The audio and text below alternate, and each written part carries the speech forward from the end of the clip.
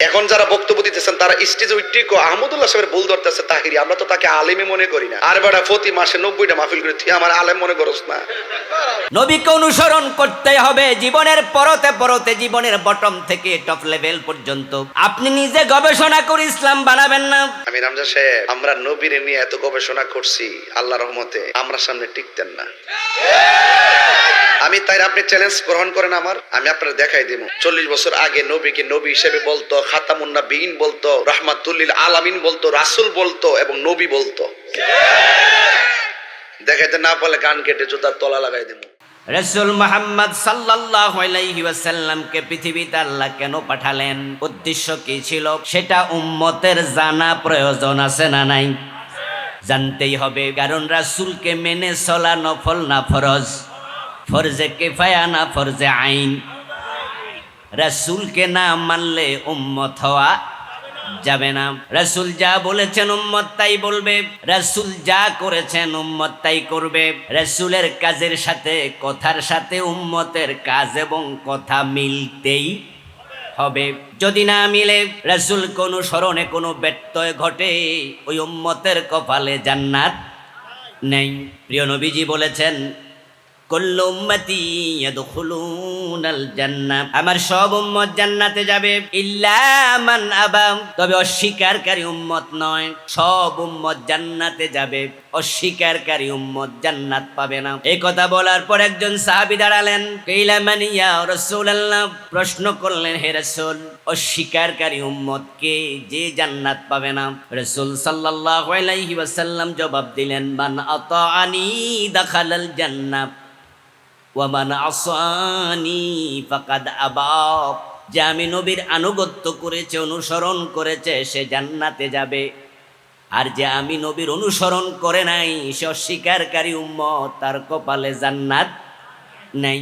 এই হাদিসের আলোকে জান্নাতে যেতে হলে নবীর অনুসরণ করা দরকার আছে না নাই?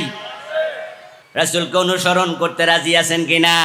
অনুসরণ করলে জান্নাত। প্রিয় নবীজি বলেছেন অন্য হাদিসে, মান আহাব্বা সুন্নতি ফাকাদ আহাব্বানি ওয়া মান আহাব্বানি কানা মাই ফিল জান্নাহ। আমার রাসূল বলেন, যে আমার সুন্নাহকে ভালোবাসলো সে আমি নবীকে ভালোবাসলো, আর যে আমার সুন্নাহ অনুসরণের মাধ্যমে আমার ভালোবাসার প্রমাণ দিল, কানা মাই ফিল জান্নাহ, সে জান্নাতে আমার সাথে ঢুকবে। সুবহানাল্লাহ। আমরা আল্লাহর জান্নাতে যেতে চাই। জান্নাতে যাওয়ার জন্য আমাদের এই সমস্ত কর্ম তৎপরতা। শীতের রাতে ফজরের সময় মসজিদে যাই, আমরা জানি নামাজ পড়লে জান্নাত মিলবে। চৈত্র মাসের দুপুরে রিক্সা চালায়া রোজা রাখে এমন 2-1 রিক্সাওয়ালা আছে না নাই? কেন রাখে? জান্নাত পাবে। 5-7 লাখ টাকা খরচ করে মক্কায় গিয়ে হজ করে আল্লাহ হজের কথা বলেছেন, জান্নাত পাওয়া যাবে। আল্লাহর জান্নাত পাওয়ার জন্য যুদ্ধের মাঠে গিয়া হাসতে হাসতে জীবন দিয়ে দিয়েছে এমন সাহাবী আছে না নাই? জান্নাতি হলো মুমিনের একমাত্র লক্ষ্য। ওই জান্নাত পাওয়ার জন্য নবীর অনুসরণ করা আবশ্যক। রাসূলের অনুসরণ যদি আপনার জীবনে পাওয়া না যায়, আপনার আমল আল্লাহর কাছে এক আনা দামও নেই। যে ইসলাম আপনি মানতেছেন, সেই ইসলাম কোনো হুজুরকে দেখে নয়, কোনো পীরকে দেখে নয়, ওই ইসলাম আল্লাহর নবীকে দেখে মানা লাগবে। আল্লাহ তাআলা বলেন, মান ইউতিউর রাসূলা ফাকাদ আতাআল্লাহ, যে রাসূলুল্লাহকে অনুসরণ করলো সে যেন স্বয়ং আল্লাহকে অনুসরণ করলো। ইসলাম রাসূলের সাথে মিলতে হবে। আল্লাহ তাআলা প্রিয় নবী সাল্লাল্লাহু আলাইহি ওয়াসাল্লামের সাথে মিলাই আপনার দিন নেবেন। যদি না মিলে সেটা ফেলে দেবেন। মাগরিবের নামাজের ফরজ কয় রাকাত? কেউ যদি অতি সওয়াবের আশায় 1 রাকাত বেশি পড়ে, মাগরিবের ফরজ 4 রাকাত পড়ে, সওয়াব বেশি হবে না বাতিল হবে? যদি কেউ 4 রাকাত মাগরিব পড়ে, 4 নাম্বার রাকাতে কি সূরা ফাতিহা পড়বে না, রুকু সেজদা দেবে না, সুবহান রাব্বিয়াল আলা সুবহান রাব্বিয়াল আযীম পড়বে না, তো বাতিল হবে কেন? বেটা কি দোষ করলো? 4 নাম্বার রাকাতে সূরা ফাতিহা আছে। আমরা তো হাদিস জানি, কোরআন পড়লে প্রতি অক্ষরে কমপক্ষে 10 নেকি। কিন্তু মাগরিবের নামাজ যদি কেউ 4 রাকাত ফরজ পড়ে, চতুর্থ নাম্বার রাকাতে সূরা ফাতিহাতে কোনো নেকি, ওই রুকু সেজদার কোনো দাম, 1 রাকাত বেশি পড়লো, ওই 1 রাকাত শুধু বাতিল না, বাকি 3 রাকাতও আমও নাই, সালাও নাই। রাসূলুল্লাহর আমলের মূল্য আল্লাহর কাছে এতটাই বেশি, আপনি নিজে গবেষণা করে ইসলাম বানাবেন না, গবেষণা করে নতুন নতুন আমল তৈরি করবেন নাই, কোনো সুযোগই নাই। আল্লাহ নবীর সাথে মিলাবেন, মিললে উম্মতকে জান্নাত দেবেন।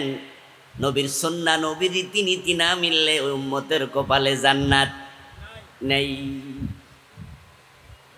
নবীর কথার সাথে আপনার কথা মিলবে, নবীর কাজের সাথে আপনার কাজ মিলবে।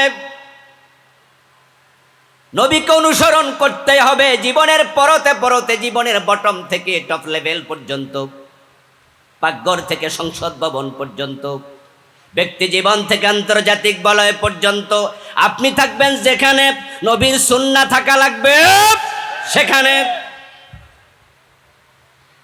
কিন্তু আমাদের দেশের মুসলমানের সমস্যা হলো তারা মসজিদে গিয়ে সুন্নাহ মানতে রাজি হয়, কিন্তু আদালতের চেয়ারে বসে যখন বিচার করে রাসূলের সুন্নাহ মেনে বিচার করতে রাজি হয় না।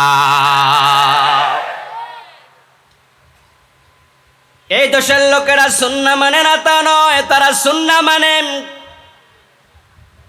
সুন্নাহ মানার কারণে তো মুখে দাঁড়িয়ে আছে, মাথায় টুপি আছে, মাহফিলে এসে মাঠের মাঝে বসে আছেন খালি জায়গায়, খোলা জায়গায়। আল্লাহর নবীর মহব্বত, আল্লাহর কোরআনের মহব্বত দিলে আছে, তাই তো আমরা সবাই আল্লাহর জন্য নিবেদিত।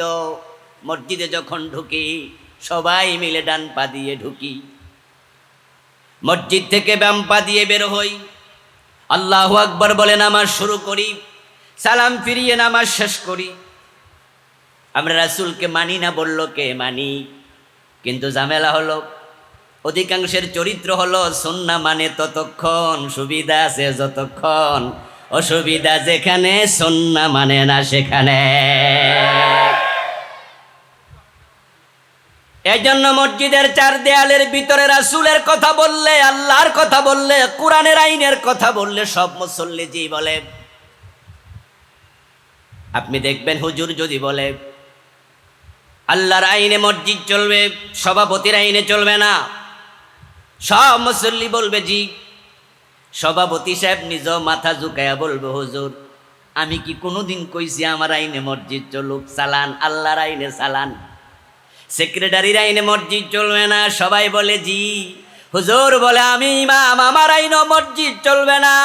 মাগরিবের ফরজ 3 রাকাত, 2 রাকাত পরে সালাম ফিরাইলে আপনারা সালাম ফিরাবেন না, লোকমা দেবেন। ইমামের আইনেও মসজিদ চলবে না, মসজিদ চলবে আল্লাহর আইনে। সব মুসল্লি একমত, কারো কোনো আপত্তি নাই। কিন্তু হুজুর যদি এবার বলে যে আল্লাহর আইনে মসজিদ চলবে, ওই আল্লাহর আইনে সংসদ ভবনও চলতে হবে, সাথে সাথে কিছু মুসল্লির চেহারা কালো হয়ে যায়। ইসলাম তারা মানতে চায়, আল্লাহ এবং রাসূলকে অনুসরণ তারা করতে চায়, তবে সুবিধা মতো। ইসলাম মানবে ততক্ষণ, বিপদ আপদ নাই যতক্ষণ। যে কথা বললে ঝুঁকি আছে ওখানে আর সুন্নাহ মেনে চলতে রাজি হয় না। মিঠা মিঠা কথা বললে সবাই খুশি, মুস্কি হাসি দিয়ে কথা বললে সবাই খুশি।